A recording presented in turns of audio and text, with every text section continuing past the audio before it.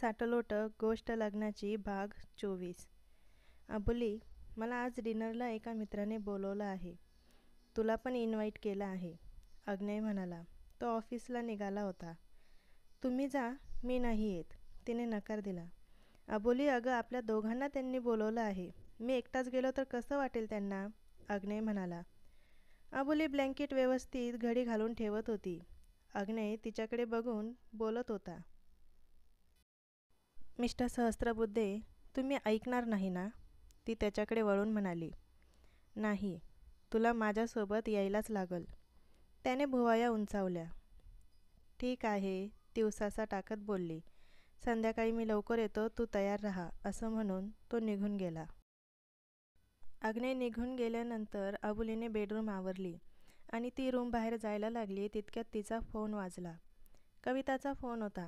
अबोलीने एक उसासा टाकला आणि फोन रिसीव्ह केला. मी उचलत नाही आहे म्हणजे मला तुझ्याशी बोलायचं नाही आहे, इतकी साधी गोष्ट पण तुला कळत नाही का? अबोली तिला चिडून बोलली. अबोली प्लीज, अगोदर ऐकून तर घे. हे बघ, मी मुद्दामून नाही केलं. मला त्या मुलांनी हे करायला भाग पाडले. अक्षयच्या फोनवरून त्यांनी मला तुला कॉल करायला लावला होता. मी खूप घाबरले होते गं. मी तुला फोन करून तिथे बोलवायला नाही बोलले, पण त्यांनी खूपच फोर्स केला मला.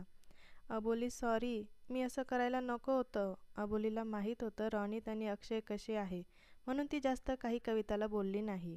अबोली प्लीज माझ्यावर रागवू नको. मी हे सगळं नाईलाजाने केलं. कॉलेजमध्ये तूच एक माझी मैत्रीण आहे. प्लीज आपली मैत्री तोडू नको, कविता तिला म्हणाली. कविता, मी पण जास्त लोकांशी मैत्री करत नाही आणि ज्याच्याशी मैत्री केली आहे ना, त्याच्यासाठी मी जीव पण देईल. मला माहीत आहे रोनित आणि अक्षयने तुला फोर्स केला असेल फोन करायला, पण तू नंतर कॉलेजमध्ये एखाद्या प्रोफेसरला ते सांगू शकत होती. पण तू असं का नाही केलं? तुला माझ्या मिस्टरांचा नंबर दिला होता. तू त्यांना फोन करून सांगू शकत होती, अबोली म्हणाली. अबोली, त्यांनी माझा फोनच हिसकावून घेतला होता आणि अक्षयने तर सरळ मला गेटच्या बाहेर काढलं. मी कोणाला काही सांगू नये म्हणून. आणि माझ्या मोबाईलमध्ये तुझा आणि तुझ्या मिस्टरांचा नंबर सेव्ह होता आणि तो फोनच त्यांच्याकडे होता. मी कसं फोन करून सांगू शकणार होते? मी आत येऊन कोणाला सांगू नये म्हणून रॉनितचा एक मित्र माझ्यावर लक्ष ठेवून होता, कविता तिला सांगत होती. कविता, ठीक आहे, मी तुला माफ केलं, पण प्लीज असं परत करू नको. कसंही करून मदत करण्याचा प्रयत्न करत जा.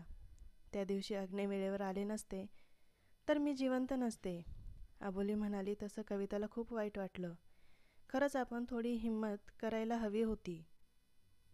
रॉनित आणि अक्षय त्यांचे मित्र लगेच पकडले गेले असते आणि अबोलीला पण इतका त्रास सहन करावा लागला नसता.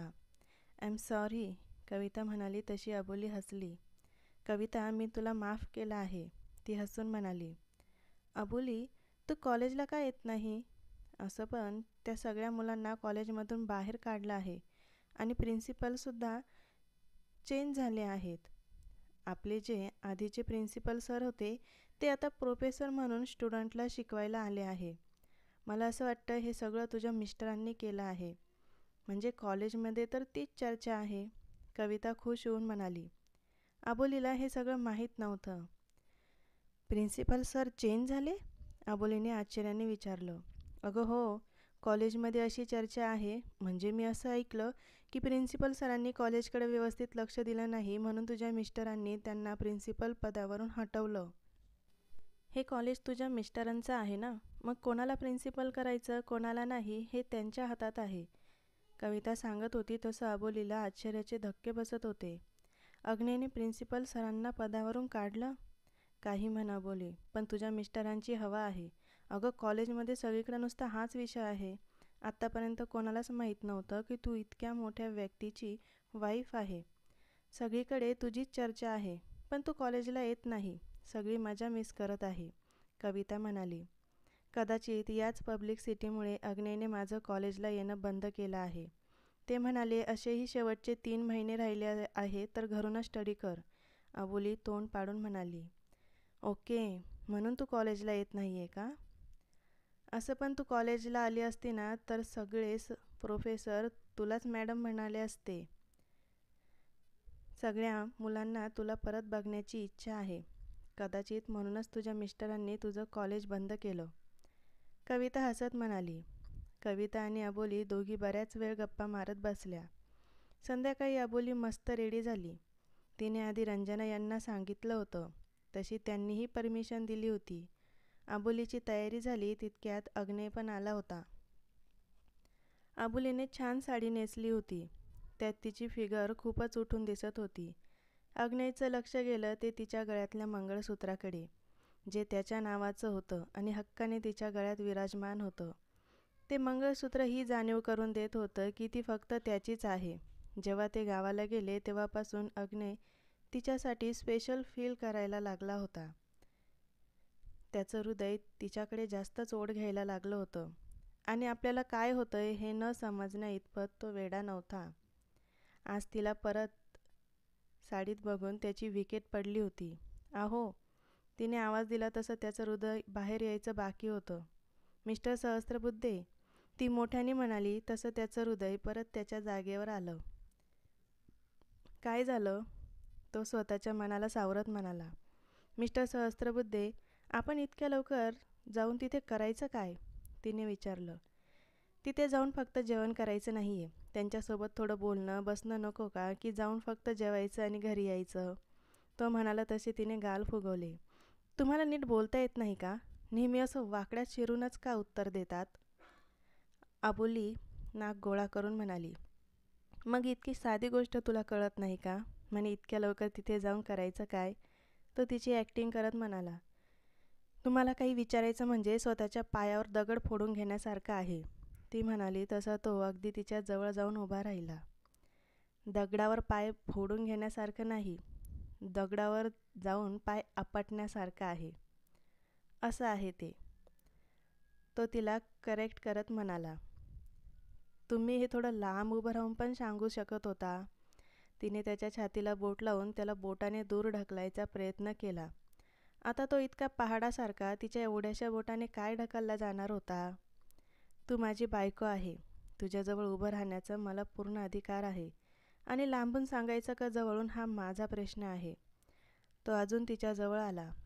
मिस्टर सहस्त्रबुद्धे, तुमची लक्षणं काही ठीक वाटत नाही. ती त्याच्याकडे संशयाने बघून म्हणाली. म्हणजे तुला काय म्हणायचं आहे? तो तिच्या डोळ्यात डोळे घालून बघत म्हणाला. तो यावेळेस तिच्या खूपच जवळ होता, त्यामुळे तिच्या हृदयात धडधड होत होती. पोटात गुदगुल्या होत होत्या. त्याचं इतकं जवळ येणं तिलाही आवडत होतं, पण इतक्या सहज मानेल ती अबोली कसली? मला काय म्हणायचं आहे हे तुम्हाला चांगलंच माहीत आहे, ती भुवया उंचावून म्हणाली. तशा त्याच्या पण भुवया उंचावल्या. आता तुला काय माहीत आहे ते मला कसं माहिती असणार? त्याने त्याची बोटं तिच्या उघड्या कमरेवर फिरवली. तसा तिच्या अंगावर सरकन काटा आला. हे काय करताय तुम्ही? ती अडखळत म्हणाली. तसं त्याने हात कमरेवरून सरकवत तिच्या पाठीवर नेला आणि तिला अजून जवळ ओढलं. तू जेव्हा पण अशी साडी नेसून तयार होते तेव्हा माझं मन आणि माझे हात माझ्या ताब्यात राहत नाही. ते आपोआप तुझ्याकडे खेचल्या जातात. तो तिच्या गालावर गाल घासत म्हणाला. ती तर पूर्ण ब्लँक झाली होती. त्याने तिच्या कानाची पाकळी दातात धरली. तसे तिचे हात त्याच्या छातीवर विसावले. तिने त्याचा शर्ट घट्ट पकडला. न राहून त्याने तिच्या गालावर ओठ टेकवले. त्याच्या ओठांच्या स्पर्शाने तिचे डोळे बंद झाले. अबोली, अशी का उभी राहिली आहेस? जा आणि माझ्यासाठी कॉफी बनव. तो म्हणाला तसे तिने डोळे उघडले तर तो तिच्यापासून लांब उभा होता. ती आश्चर्याने त्याच्याकडे बघायला लागली. हे सत्य होतं की स्वप्न होतं? तिला कळालंच नाही. अबोली, आपल्याला उशीर होत आहे. जा आणि कॉफी बनव, मी फ्रेश होऊन येतो, असं म्हणून तो बाथरूममध्ये निघून गेला. ती मात्र भांबवल्यासारखी अजूनही तिथेच उभी राहून विचार करत होती की ते सत्य होतं की स्वप्न होतं. तिने तिच्या गालावर हात ठेवला. तिला कळालंच नव्हतं की म्हणून ती तशीच गोंधळून खाली निघून गेली. अग्नेय, स्वतःवर कंट्रोल कर, असं म्हणून त्याने चेहऱ्यावर पाणी मारलं. मगाशी जे झालं ते सत्यच होतं. वेड्या अबोलीला ते कळलं नाही. अग्ने तयार होऊन खाली आला. अबोलीने लगेच त्याच्यापुढे कॉफी केली. ती अजूनही सत्य का स्वप्न यात गोंधळलेली होती. त्याने तिच्याकडून कॉफी घेतली आणि प्यायला लागला. अबोली, निघायचं? तो म्हणाला तशी ती विचारातून बाहेर आली. हो चला, ती म्हणाली. दोघं रंजना यांना सांगून निघाले. अग्ने, अबोली त्या मित्राच्या घरी आले. अबोलीने गाडीत असताना त्याला खूप विचारलं की कोण आहे तो मित्र, पण अग्नेने उत्तर दिलं नाही. तिथे गेल्यावर तुला कळेलच असं म्हणून त्याने तिचा प्रश्न टाळला. जेव्हा ते तिथे आले तेव्हा एक लेडीज बाहेरच उभी होती. Welcome mister and Mrs Sahasrabuddhe. तिने हसून त्या दोघांचं स्वागत केलं. तू कशी आहेस अनिशा? अग्नेने पण तिला हसून विचारलं. मी एकदम ठीक आहे. या आत या. ये अबोली. अनिशाने अबोलीचा हात धरून तिला आतमध्ये आणलं. तुम्ही बसा, मी आलेच. तिने त्या दोघांना बसायला सांगितलं आणि ती किचनमध्ये गेली. ही तुमची फ्रेंड आहे का? अबोलीने अग्नेला विचारलं. नाही, अनिशाचा नवरा माझा मित्र आहे, त्याने उत्तर दिलं. तरी ती भुवया आकसून त्याला बघत होती. मग तुम्ही तिला वहिनी म्हणायचं सोडून अनिशा का म्हणता? तुमच्या मित्राची बायको आहे ना ती? अबोलीने थोडं रागात विचारलं. अग्ने काही बोलणार तितक्यात एक नोकर त्यांच्यासाठी कॉफी घेऊन आला. अग्नेने कॉफीला नकार दिला, पण अबोलीने घेतली. आता आपल्यासाठी बनवलीच आहे, मग ती वाया कशी जाऊ द्यायची? म्हणून तिने ती कॉफी घेतली. तशी तिची कॉफी प्यायची इच्छा नव्हती. अनिशा पण त्यांच्यासोबत येऊन बसली. इकडे अग्ने इकडे कधीतरी येत जा, अनिशा म्हणाली. हो नक्कीच, तो म्हणाला. अबोली, तू इतकी शांत का? अनिशा तिला म्हणाली. काही नाही, असंच. तुमचं घर छान आहे. काहीतरी बोलायचं म्हणून ती बोलली. थँक्यू. चल मी तुला आमचं सगळं घर दाखवते, अनिशा म्हणाली. तसं अबोलीने अग्नेकडे बघितलं. तो कुठे जाणार नाही. अग्ने, थोड्या वेळ तुझ्या बायकोला माझ्यासोबत घेऊन जाऊ? अनिशा आधी तिला बोलली, नंतर अग्नेला. त्याने मान हलवून होकार दिला. तशा त्या दोघी निघून गेल्या. इतक्या वेळ बाजूच्याच रूममध्ये बसलेला समर बाहेर आला. बरं झालं अनिशा वहिनीला घेऊन गेली, नाहीतर मला अजून रूममध्ये बसायला लागलं असतं. समर अग्ने शेजारी येऊन बसला. तू घरीच होता? अग्नेने विचारलं. हो. मग तू बाहेर का आला नाही? वहिनीने मला बघितलं असतं तर दरवाजातूनच पळून गेले असत्या, समर म्हणाला.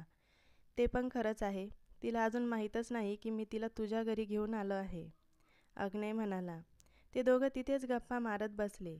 इकडे अनिशा अबोलीला घेऊन तिच्या रूममध्ये आली. खूप छान आहे तुमचं घर आणि बेडरूम पण मस्त सजवली आहे. नाहीतर मिस्टर सहस्त्रबुद्धे, त्यांच्यासारखीच त्यांची रूम पण बोरिंग आहे, अबोली म्हणाली. तशी अनिशा हसली. तू त्यांना मिस्टर सहस्त्रबुद्धे का म्हणते? त्या दोघी बेडरूमच्या गॅलरीत आल्या. सहजच, त्यांना या नावाने आवाज द्यायला आवडतं मला, अबोली म्हणाली. अग्ने खूप चिडका आहे. तू घाबरत नाही का त्याला? अनिशा म्हणाली. तशी अबोलीने लगेच नाही म्हणून मान हलवली. मी त्यांना अजिबात घाबरत नाही आणि ते इतकेही रागीट नाही आहे जितके तुम्ही सगळे समजता, ती अग्नेचा चेहरा डोळ्यासमोर आणून म्हणाली. तेही खरं आहे म्हणा. बरं मला एक सांग, तू डॉक्टरांना इतकी का घाबरते? अनिशा म्हणाली. तसा अबोलीचा हसरा चेहरा गंभीर झाला. अनिशा तिचा चेहरा निहाळत होती. आपल्याला खाली जायला हवं.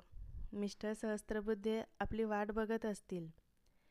अबोली तिथून जायला लागली तसा अनिशाने तिचा हात पकडला. अबोली, किती दिवस या गोष्टीपासून तू पळणार आहेस? कधी ना कधी त्याला सामोरं जावं लागणार आहे. आत्तापर्यंत तू डॉक्टरांच्या संपर्कात आलीच नाही का? फक्त एका डॉक्टरमुळे तू सगळ्या डॉक्टरांना वाईट कसं गृहीत धरू शकते? डॉक्टर आपल्यासाठीच असतात. आपल्याला बरं वाटावं म्हणून ते आपल्यावर इलाज करत असतात. लोक डॉक्टरांमध्येच देव बघत असतात, पण मी डॉक्टरांमध्ये एक राक्षस बघितला आहे, म्हणून मला डॉक्टरांची भीती वाटते, अबोली तिचं बोलणं मध्येच थांबवत म्हणाली. तिच्या डोळ्यात पाणी साचलं होतं. मान्य आहे, तुझ्यासोबत लहानपणी जे झालं ते खूप चुकीचं झालं आणि त्याची शिक्षा त्या डॉक्टरला मिळाली आहे, पण तू सगळ्या डॉक्टरांना तसंच वाईट म्हणून गृहीत धरत आहे हे चुकीचं आहे ना? सगळेच डॉक्टर तसे नसतात, नाहीतर लोकांनी त्यांच्याकडे इलाजच केला नसता. अनिशा तिला समजावण्याचा प्रयत्न करत होती. सगळे डॉक्टर वाईट नसतील, पण तरी मला भीती वाटते. मला जेंट्स डॉक्टरची भीती वाटते, लेडीज डॉक्टरची नाही. अबोली म्हणाली तसं अनिशाच्या चेहऱ्यावर स्माईल आली. तुला लेडीज डॉक्टरची भीती नाही वाटत? अनिशाने विचारलं तसं अबोलीने नाही म्हणून मान हलवली. नाही, मला लेडीज डॉक्टरची भीती वाटत नाही. मला फक्त जेंट्स डॉक्टरची भीती वाटते. अबोली थोडी हसत म्हणाली. ठीक आहे मग. इथून पुढे तुझ्यावर इलाज करण्यासाठी आपण लेडीज डॉक्टरला आणत जाऊ. आजपासून मी तुझी पर्सनल डॉक्टर. तुला काही वाटलं तर मला फोन करत जा. अनिशा म्हणाली तसं अबोलीने आश्चर्याने तिच्याकडे बघितलं. तिला माहीतच नव्हतं की अनिशा पण डॉक्टर आहे. तुम्ही डॉक्टर आहात? अबोली म्हणाली तशी ती हसली. हो, मी एक डॉक्टर आहे आणि आजपासून तुझी मैत्रीण पण. तुला कधी काही वाटलं तर मला फोन कर. आणि आता तू जेंट्स डॉक्टरला घाबरू नको. अग्नेयला मी सांगते की अबोलीला लेडीज डॉक्टरकडे म्हणजे माझ्याकडेच घेऊन येत जा. अनिशा म्हणाली. तिचा मन मोकळा स्वभाव अबोलीला आवडला. माझी बायको डॉक्टर आहे हे समजल्यावर तुझी बायको पळून तर नाही ना गेली? किती वेळ झाला या दोघी अजून आल्या नाही? समर म्हणाला. अग्नेय त्याचा फोन बघत होता. समर, इतकी काय घाई आहे? अबोलीला समजून सांगायला थोडा टाईमच लागेल. अग्नेयने फोन बाजूला ठेवला. त्या बघ आल्या. मला वाटतं मला परत रूममध्ये जावं लागेल. त्या दोघींना येताना बघून समर म्हणाला. अग्नेयने बघितलं तर अबोली रिलॅक्स वाटत होती. अबोली आणि अनिशा हॉलमध्ये आल्या तेव्हा अबोलीने समरला बघितलं. त्याला बघून ती थोडी घाबरली. तिने लगेच जवळ उभ्या असलेल्या अनिशाचा हात पकडला. आजचा भाग इथेच संपत आहे. भेटूया लवकरच पुढच्या भागात. आणि चॅनलला सबस्क्राईब केलं नसेल तर सबस्क्राईब नक्की करा.